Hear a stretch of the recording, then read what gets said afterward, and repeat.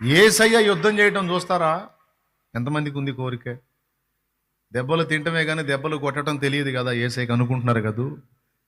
ద్రాక్షల తొట్టిలో కాలు పెట్టి తొక్కితే ద్రాక్షలు చిదురైనట్టు, ద్రాక్షల తొట్టిని తొక్కినప్పుడు తొక్కే వాళ్ళ బట్టల అంచుల మీద ద్రాక్ష రసం చిందినట్టు ఆయన వస్త్రముల మీద రక్తము చిందుతుందట.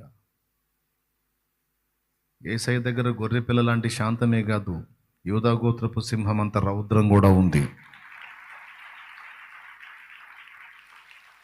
చాలామంది ఏదో ఫీల్ అయిపోతున్నారు, ఏమనడు ఏమనడు ఏమనడు ఏమనడు అని.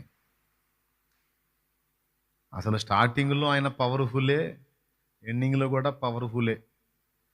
మధ్యలో వచ్చాడు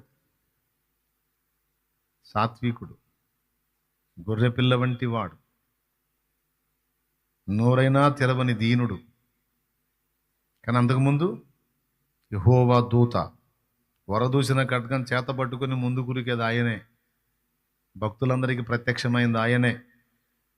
రేపు అర్మగిద్దోన్ యుద్ధం సమయంలో ఆయన ఉగ్రత చూసి జనం, అమ్మో గొర్రెపిల్ల ఉగ్రత, గొర్రెపిల్ల ఉగ్రత, కొండలారా మమ్మల్ని కప్పండి అని కొండల దగ్గర పోతే కొండలు కూడా పారిపోతాయంట. కొండలు కూడా వాటి వాటి స్థానాలు తప్పుతాయంట. ఆయన ప్రచండమైన రౌద్రం.